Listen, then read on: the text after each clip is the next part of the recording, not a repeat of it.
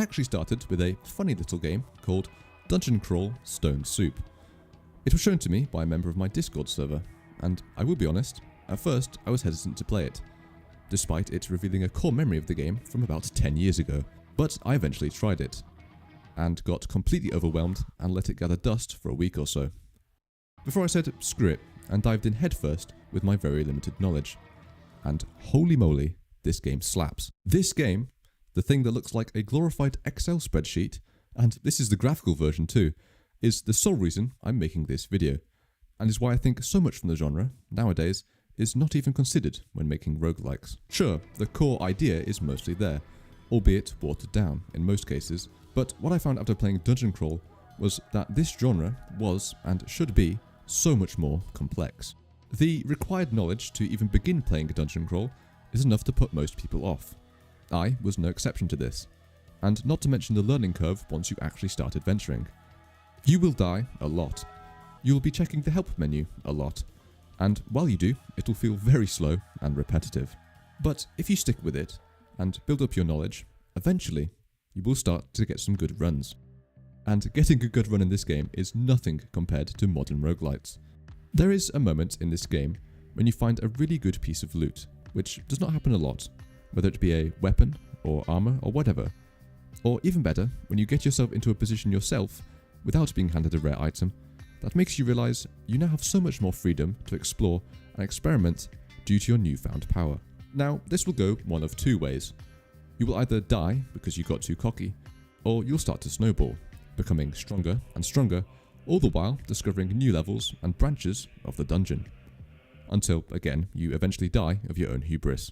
But even if you don't beat the game, getting far in itself feels like such an accomplishment. This is aided by the fact that there is a personal leaderboard, showing the very best and the very worst of your adventures.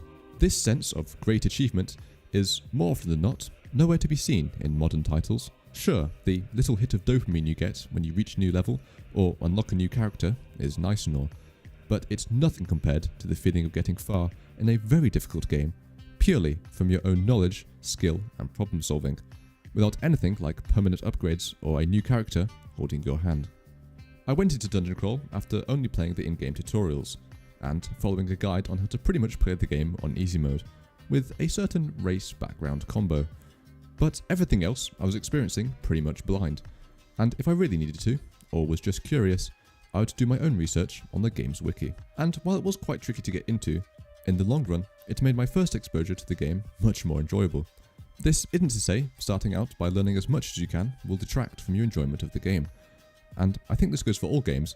Going in blind just adds a little more excitement, until you die to an enemy that you were supposed to be much more powerful in order to beat. Fuck you, Royal Jelly. Another thing I enjoyed from the traditional roguelikes I played was the RPG element that you don't necessarily get with a lot of modern titles. Usually you're playing as some preset character, with their name, stats, strengths and weaknesses already laid out. But what's usually the case with older games in the genre, or just more traditional adjacent ones, is some sort of character creation. Now, sure, normally you're picking from a pool of species and classes. It's not quite as in-depth as an actual role-playing game's character creation, but still, it's nice to go through and get far with something you laid out for yourself, rather than settling with whichever pre-made character is most in line with how you want to play.